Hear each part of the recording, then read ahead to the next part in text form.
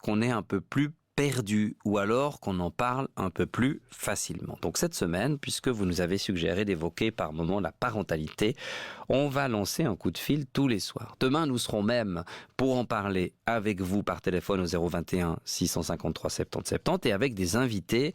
Ce sera même dans la librairie du Baobab à Martigny en direct et en public si vous avez envie d'assister à l'émission à partir de 22h dans le cadre d'un salon Prends-moi par la main.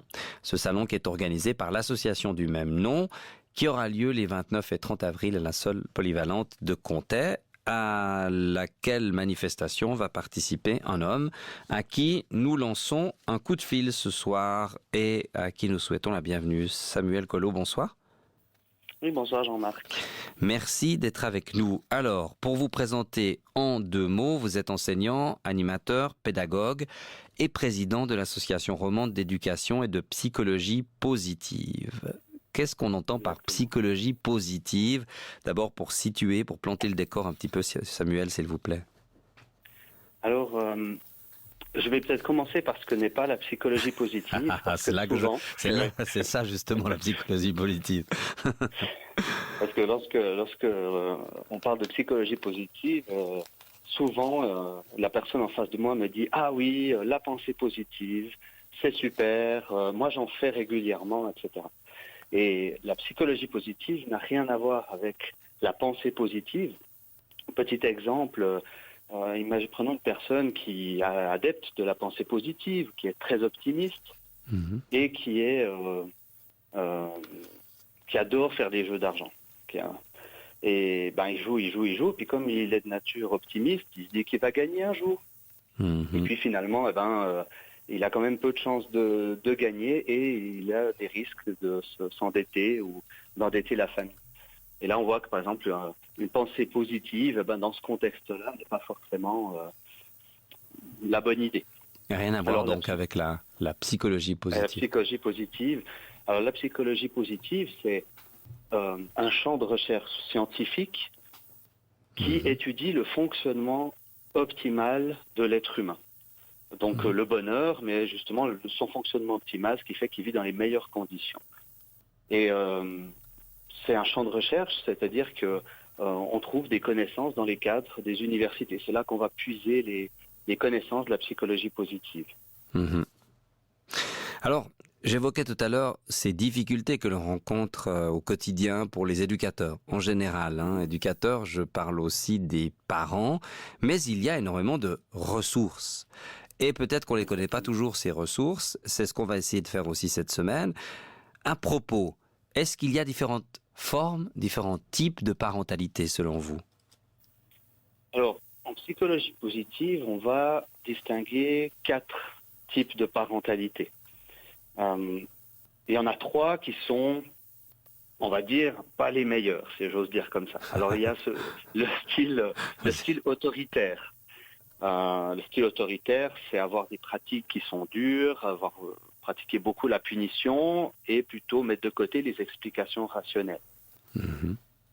Il y a les parents permissifs, c'est peut-être un petit peu l'opposé. Ils vont être indulgents, ils vont céder aux caprices de l'enfant très facilement. Et puis c'est là qu'on va peut-être avoir des enfants rois, comme on dit à l'époque, à présent. Il y a le 3e style qui sont les parents négligents, qui sont des parents qui ont de la peine à s'impliquer affectivement dans le développement de leur enfant, qui sont assez indifférents à ses besoins. Et puis le 4e style, c'est celui qu'on appelle l'éducation démocratique. Et c'est celui où on va trouver les enfants qui sont les plus épanouis, qui vont se développer dans les meilleures conditions. Et ce style éducation démocratique, c'est un mélange un peu complexe, mais intéressant, de fermeté et de bienveillance. Donc on a un cadre qui est strict, et ce cadre, il est là pour assurer la sécurité de l'enfant. Et à l'intérieur de ce cadre, il a sa liberté, et c'est là qu'il peut exercer, qu'il peut s'entraîner, qu'il peut essayer de grandir et de tester des nouvelles pratiques, des nouveaux comportements. Et si le cadre n'est pas respecté, est-ce que ça veut dire punition? Alors, non, ça ne veut pas dire punition, parce que d'abord, jusqu'à peu près 10-12 ans, la punition, on sait maintenant que cognitivement parlant, donc dans le cerveau, on voit que la punition, elle ne fait pas apprendre à l'enfant un nouveau comportement. Alors il apprendra à éviter la punition. Je crois que même les adultes, on connaît bien, hein, quand on a un radar et qu'on est adepte de rouler plus vite sur l'autoroute que les limitations, mais finalement, quand il y a un radar, on freine à l'endroit où il y a le radar. En plus, on sait où sont les radars, donc on fonce après, oui, c'est ça. Donc, on le fait en tant qu'adulte, donc l'enfant fait exactement la même chose, et finalement, il ne devient pas une plus belle personne, si on peut dire comme ça. Vous dites que les punitions, après, ça fait pas grandir, quoi, c'est ça? Exactement. Les punitions, ça fait pas grandir. Ça fait du bien aux punisseurs, ça fait stopper le comportement désagréable sur le moment, mais l'enfant ne se développe pas grâce à la punition. On fait comment alors? Si le cadre même strict n'est pas respecté, comment on fait? Alors, déjà au départ, si on est dans ce style de parentalité, et puis qu'on a cette bienveillance, qu'on est vraiment un partenaire de l'enfant, de sa croissance, puis qu'il sent qu'on est là pour le faire grandir dans les meilleures conditions, finalement, il va rarement désobéir au cadre. Et puis s'il désobéit au cadre, normalement, on a su installer un climat où on va pouvoir peut-être s'asseoir autour de la table et discuter calmement de la situation et puis pouvoir faire les changements nécessaires. Alors après, il y a des tas de choses qu'on peut faire aussi pour justement augmenter les chances que notre enfant soit bien dans ce cadre et puis se développe harmonieusement. Puis qu'on évite de nous-mêmes aussi qui désobéissent ou qui franchissent ce cadre. C'est un peu ce qu'on appelle en psychologie positive un cercle vertueux. Ça veut dire qu'on est plutôt dans le positif, tout en gardant cette structure, mais ça demande beaucoup de présence. Alors peut-être qu'une des questions qu'on peut se poser, c'est pas nécessairement vous qui êtes le spécialiste en la matière, mais une des questions qu'on peut se poser, c'est est-ce que les parents d'aujourd'hui ont vraiment encore le temps de ça? Ouais, c'est une bonne question. Alors bon, déjà, l'enfant, il n'a pas que les parents qui sont responsables de son éducation, c'est tous les adultes qui lui tournent autour régulièrement. Donc, comme vous avez dit tout à l'heure, il y a les enseignants ou les éducatrices de la petite enfance. Des fois, c'est aussi des grands-parents qui s'occupent beaucoup. Donc, c'est tout ce monde d'adultes qui lui tourne autour, qui est responsable, co-responsable de son éducation. Ouais. Vous savez, c'est magnifique ce que vous nous dites ce soir, parce qu'on était un peu perdus, je dois dire, depuis vendredi. On avait décidé d'aborder ce thème de la parentalité, parce qu'on a eu beaucoup de témoignages à ce propos. Et vendredi, on a eu pas mal de mails, de SMS qui venaient, mais aussi de témoignages de parents un peu perdus. J'évoquais tout à l'heure cette maman handicapée dont la fille se révolte, elle a 13 ans, elle veut pas aider à la maison, elle refuse un peu tout, elle est en conflit avec son papa, qui veut plus en entendre parler, et puis cette maman qui a de la peine à canaliser son fils qui a 11 ans, etc., etc. Puis d'un autre côté, on a aussi quelques enfants, quelques jeunes qui nous disaient en substance, nos parents sont totalement absents, ils font de l'autorité, mais ça marche pas. Moi, on me supprime quelque chose, de toute façon, je trouve un moyen pour avoir autre chose. C'est pas ça, on veut plus de présence. Il y a quand même une parole qui s'est un peu libérée, c'est ça? Ou est-ce qu'il y a plus de problèmes qu'avant? Je sais pas, mais en tout cas, une parole qui s'est un peu libérée. Il y a une parole qui s'est libérée. Comme vous disiez au début de l'émission, il y avait beaucoup de jugements sur l'éducation parentale. Maintenant, on n'ose plus dire ou exprimer les difficultés qu'on a en tant que parents. Donc, ça donne peut-être l'impression qu'il y a plus de problèmes, mais peut-être qu'il n'y en a pas plus. Ça, on ne pourra jamais le savoir vraiment. Maintenant, finalement, ce que moi je trouve intéressant à l'heure actuelle, c'est que on a des ressources qui sont puissantes pour augmenter les chances que notre parentalité, enfin qu'on puisse être vraiment heureux en tant que parent. Et puis, comme je parlais du cercle vertueux tout à l'heure, en général, un parent heureux, c'est un enfant heureux et inversement. Ça nous oblige, nous les parents, à être heureux, c'est ça quand même, c'est pas facile, hein?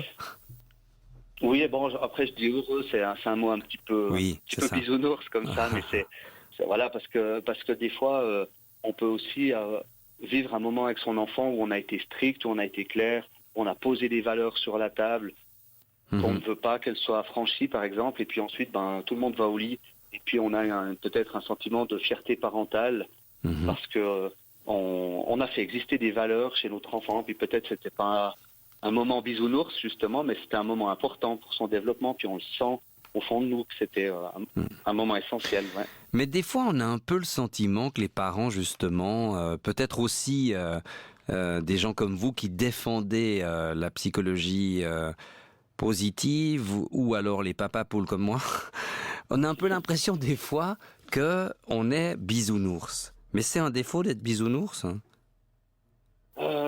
Qu'est-ce que vous entendez par bisounours? Ouais, enfin voilà, qu'on voit la vie en rose. Ouais. Et puis qu'on voit pas les difficultés qu'on peut rencontrer dans l'éducation, des choses comme ça, des choses un peu trop positives. Est-ce que vous avez l'impression que c'est ça, là? En tout cas, vous, comme psychologue positif, vous ressentez pas, vous sentez pas bisounours.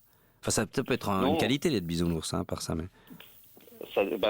c'est comme la pensée positive. Il y a les moments où il faut être bisounours, puis il y a des moments où il faut être peut-être plus différent. Bon, il y a un jour un enfant de 10 ans qui m'a envoyé un message parce qu'on parlait de bisounours à la ligne de cœur et qui m'a dit « Tu connais rien aux bisounours parce qu'il y a les bons, les méchants, il y a ceux qui sont heureux et ceux qui sont malheureux dans les bisounours. » Donc, voilà. Alors c'est ça, la réponse est donnée par un enfant. Voilà. Non, mais tout ça pour dire que des fois... Quand on essaye de prôner quelque chose d'un peu positif dans l'éducation, on passe pour des naïfs, quoi. Mm-hmm. Oui, c'est pas. Disons que ça fait toujours sérieux de parler des problèmes, de parler de la résolution des problèmes. Mais quand on propose des solutions qui fonctionnent, je vous donne un exemple qui est assez bisounours, justement. On parle beaucoup de gratitude, le fait de ressentir de la gratitude et puis de l'exprimer. Il y a plein de recherches qui sont faites sur ce sujet. Et par exemple, par rapport aux enfants, on a fait des recherches sur des enfants. Avant qu'ils aillent au lit, on leur demandait d'écrire dans un journal de gratitude, justement d'écrire des merci sur des choses qui sont passées pendant la journée. Alors ça peut être de dire merci à d'autres personnes qui nous ont fait du bien pendant la journée, mais ça peut aussi... dire merci à ce qu'on appelle des éléments transcendants, comme on peut remercier le soleil d'avoir brillé, on peut remercier Dieu aussi si on est une famille croyante par exemple. Et puis on a remarqué que ces enfants-là, s'ils le font quelques minutes avant d'aller au lit, ils ont un sommeil qui est, on va dire, un sommeil vraiment plus réparateur que les autres, et ils dorment plus. Donc ils gagnent des heures de sommeil et un meilleur sommeil. Et on sait à quel point le sommeil est tellement important pour un enfant, pour mémoriser, pour apprendre les choses qu'il a apprises pendant la journée, et puis pour être en forme le lendemain. Et dans mon travail d'enseignant en école primaire, j'ai chaque année des élèves dont les parents me disent que leurs enfants ont de la peine à s'endormir, et puis c'est des enfants qui ont de la peine à apprendre aussi. Et voilà, journal de gratitude, et des fois on me dit « Ah mais ouais, dire merci, tout, ça c'est un peu bisounours ». Mais voilà, on a un champ de recherche qui est vraiment... Ça fait des recherches scientifiques, c'est sérieux, c'est mesuré, et puis on voit que ça a un effet sur l'enfant, un effet positif. Vous serez présent le 30 avril à 16h et à 14h30 un peu avant pour une conférence autour de Focus Éducation, Introduction à la psychologie positive, et puis Brain Architecture Game. Qu'est-ce que c'est Qu'est-ce que c'est le Brain Architecture Game en deux mots, parce qu'on arrive au terme de cet échange, mais qu'est-ce que c'est? C'est un jeu qui a été conçu par l'université de Harvard. Ouais. Et qui, en fait, on va prendre des parents et puis ils doivent construire un cerveau d'enfant avec, on a du matériel, ils vont devoir construire un cerveau d'enfant dans ses 8 premières années. Et puis ce cerveau d'enfant, il va avoir des expériences de vie positives, négatives, et ils vont pouvoir comprendre comment ce cerveau se forme en fonction des événements de vie de l'enfant. Qu'est-ce qui va... voilà. Et puis après on a un petit concours parce que chaque groupe va devoir construire le cerveau le plus solide et le plus haut. Et puis des fois il y a des cerveaux qui s'effondrent parce qu'il y a eu trop d'expériences négatives ou pas assez de support social, ces choses-là. Et les parents apprennent qu'est-ce qui est vraiment important pour un cerveau solide et qu'est-ce qui finalement ne l'est pas tant. Alors quelqu'un dit ou réagit très rapidement, on n'a plus le temps vraiment de commenter, mais quelqu'un réagit en disant « Moi, j'ai passé mon enfance à prendre des coups et je peux vous dire qu'à 55 ans, ça laisse encore des traces. » Voilà. Merci beaucoup. Merci infiniment d'être intervenu, Samuel, pendant vos vacances. Avec plaisir. C'est moi on avait envie d'avoir ce regard un peu psychologue positif et vous nous avez amené à d'importantes réflexions et je pense qu'on commentera tout cela dans les témoignages. À bientôt. Au revoir. Avec plaisir. À bientôt. Bonne soirée. Au revoir. Samuel Collot. Et puis on vous en dira plus sur la parentalité et sur toutes les réflexions autour de l'éducation si vous en avez envie demain dans l'émission à partir de 22h. Vous pourrez même intervenir comme toujours par téléphone mais aussi sur place si vous avez envie de venir partager vos expériences à la librairie du Baobab du côté de Martigny. Et ceci dès 22h. Et puis la ligne de cœur continue ce soir jusqu'à minuit. Allez, à vos téléphones 021.